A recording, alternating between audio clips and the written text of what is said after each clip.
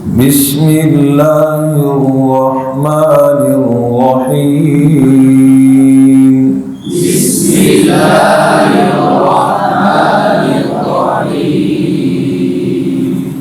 نورانی قاعدہ خاتمہ اجرائے قواعد۔ غثاء احوا، یہاں سے شروع کر رہے ہیں۔ یہاں سے نون ساکن اور تنوین کے بعد حروف حلقی میں سے کوئی حرف آئے تو اس کو کیا کرتے ہیں؟ اظہار سے پڑھتے ہیں، اظہار، ٹھیک ہے۔ تو اس کے بعد پھر نون کا اقلاب کا قاعدہ ہے، پھر میم کے قاعدے ہیں۔ چند حروف کا ہجا کرتے ہیں۔ غین پیش غو، غین پیش غو، تا زبر الف مد تا،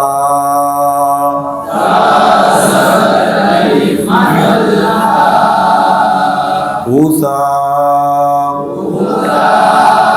حمزہ دو زبر ان، غثا ان، حمزہ زبر حا، غثا ان اح، واو کھڑی زبر وا، غثاء احوا،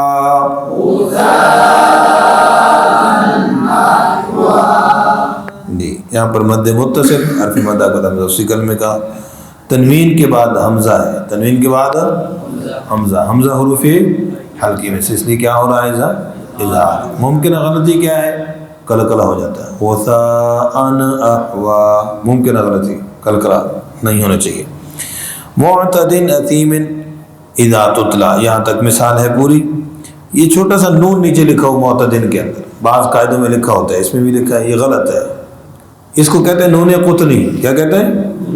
اور یہ وہاں پر لکھا ہوتا ہے جہاں پر آگے حرف ساکن ہو، حمزہ وصلی ہو، اور پیچھے سے ملا کر نون کے ساتھ ملا کر پڑھا جائے تو اس جگہ نون لکھا جاتا ہے۔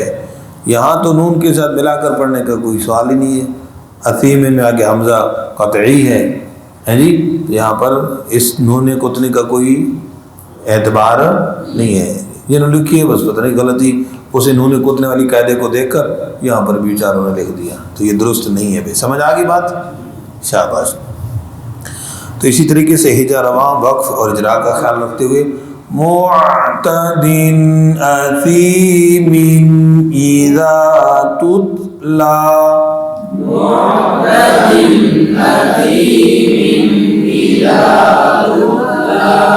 جی یہاں پر تنوین کے بعد حمزہ، آگے بھی تنوین کے بعد حمزہ حروف حلقی میں، تو کلکلہ نہ ہو، وقف بالسکون ہے۔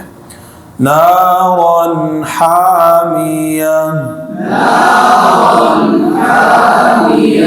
تنوین کے بعد کیا ہے؟ ہا، بولو نا یار، حروف حلقی میں سے اظہار، وقف بالابدال۔ تسقى من عين آنية،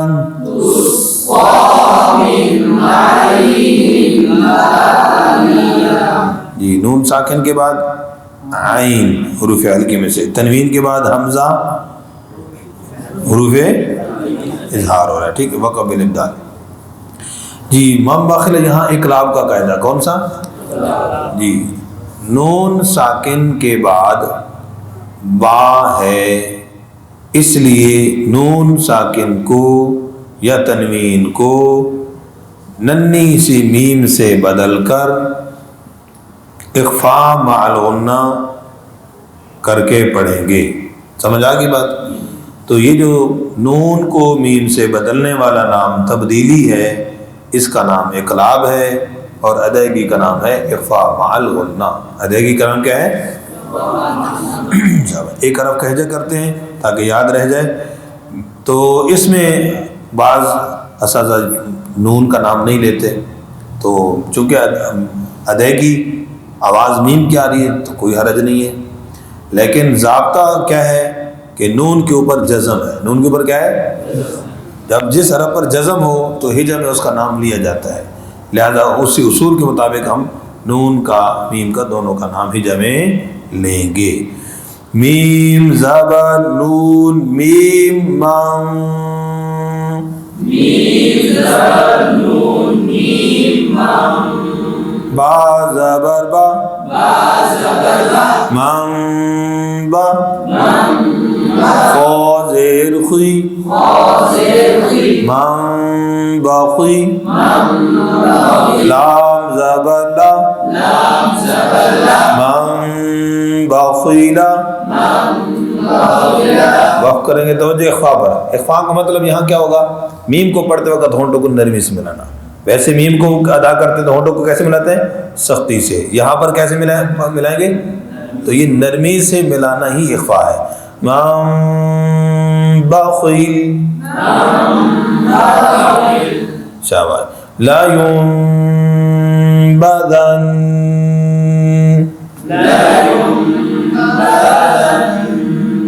اقلاب اور آخر میں نون مشدد کا غنہ. وقف میں بھی کیونکہ ارشاد بدسو باقی رہتی ہے تو غنہ بھی باقی. من بعد من بین الصلب. یہ نون کو زیر کو صاد سے ملاتے ہوئے نس سین نہ بن جائے. نیوس اس کا خاص خیال رہے سین نہ بن جائے. لہنے جلی ہو جائے گی. جی لنسفعن میں تنوین کے بعد با ہے اقلاب ہوگا. لنسفعن بالناصیہ.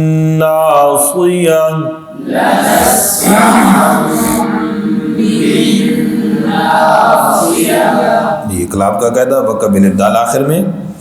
جی بن ناسیہ میں با کے نیچے زیر اس کے ساتھ لکھا ہوا جو الف نظر آ رہا ہے یہ حمزہ وصلی ہے.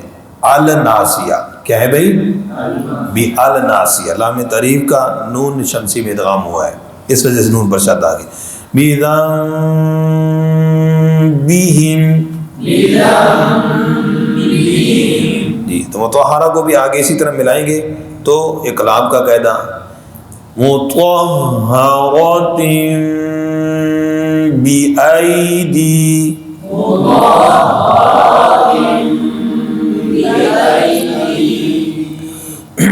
تو آگے بھی اسی کے ساتھ ہے لیکن سفرتن میں اخفا کرام میں پھر اقلاب. ٹھیک ہے سفرت میں اخفا مال ہونا اخفا حقیقی. سفرت کرام بررم.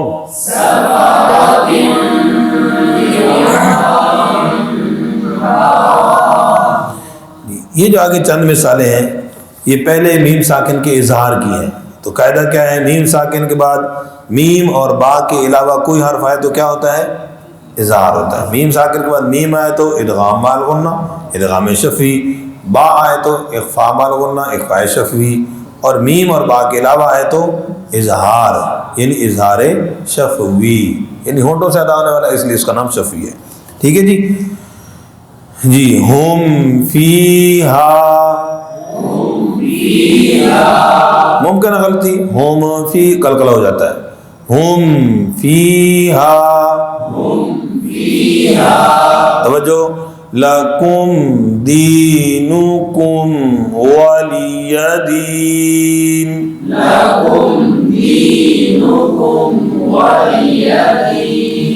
میم ساکن کے بعد واو ہے یہاں پر اکثر ہوتے دینکم ولی. ٹھیک ہے میم کے بعد واو بوف کا قاعدہ تو اخفا نہیں ہونا چاہیے قلقلہ بھی نہیں ہونا چاہیے. ہونٹ میم پر بند ہوں پھر واو پر ہونٹ گول ہوں بالکل صاف کر کے پڑھنا ہے. جی ان نون مشدد پر غنہ اور ربہم میم کے بعد با اخفاء شفوی کی مثال. اگلی ترمیم میں اخفاء شفوی کی مثال ہے. ٹھیک ہے جی. اس ایک کا ہجا کر لیتے ہیں. حمزہ زین نون ان. نون زبر نا کم کرتا ہے. ان را زبر با رب. با زبر با ان رب ہا پیش میم ہوں. یہاں پر کیا کریں گے؟ غنہ اخفا والا کریں گے کہ نہیں کریں گے ہجر کرتے وقت. پھر یہی سوال ہو ابھی تو با کا نام نہیں لیا، اور بھائی ہم کس لیے اگر وقف کی نیت سے پڑھیں گے تو ہا پیش میم کیا پڑھیں گے؟ ہم. اب ہم کس نیت سے پڑھ رہے ہیں؟ وصل ملانے کی نیت سے. ٹھیک ہے نا، تو یہ وقف بنیت وصل سمجھ ہے نا، ملانے کی نیت سے پڑھ رہے ہیں. لہٰذا ہم غنہ کریں گے تاکہ میم پہلے مطلب غنہ نہ کریں پھر با کے ساتھ پڑھیں پھر غنہ، تو بچہ تو ڈبل مائنڈ ہو جائے گا، بچہ پریشان ہو جائے گا. جی ان ربہم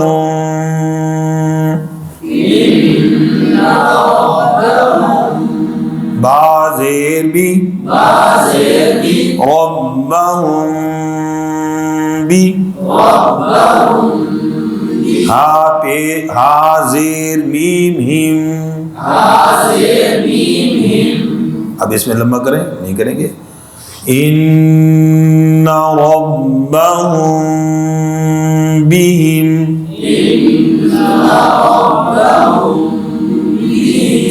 ترمیہم بحجارہ. دیکھ نہیں رہے ہو جی وقبل دال اور وہی اخفاء شفیع کا. لہم معیشاؤن، یہاں بھی ہجر کرتے وقت اس چیز کا خیال رکھیں گے. ہا پیش میم لام زبر لا، ہا پیش میم ہم. کیا بھئی؟ لہم. ٹھیک ہے، میم زبر الف با. سمجھ آئے گی بات؟ لہم ما یشاؤون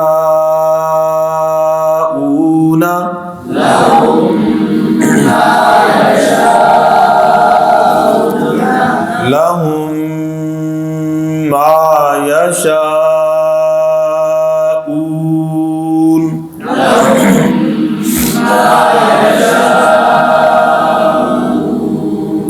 میم ساکن کے بعد میم ادغام بالغ ہونا، ادغام شفیع.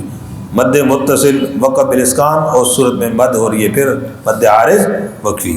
میم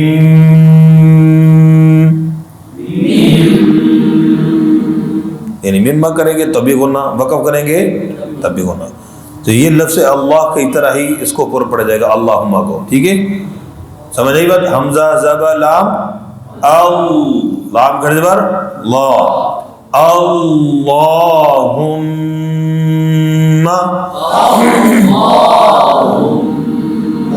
وقف میں غنہ ہوگا. اسی طرح تمت بالخیر،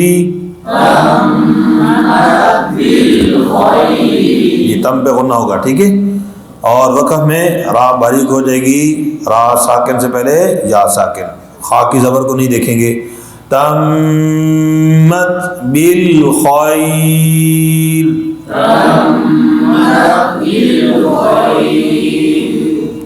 جی انشاءاللہ جب کورس مکمل ہوگا پھر مٹھائی کے ساتھ ہو جائے گا، مٹھائی بغیر نہیں ہوگی. ٹھیک ہے جی، جزاکم اللہ خیر. اللہ تعالیٰ ہم سب کے پڑھنے پڑھانے کو قبول فرمائے.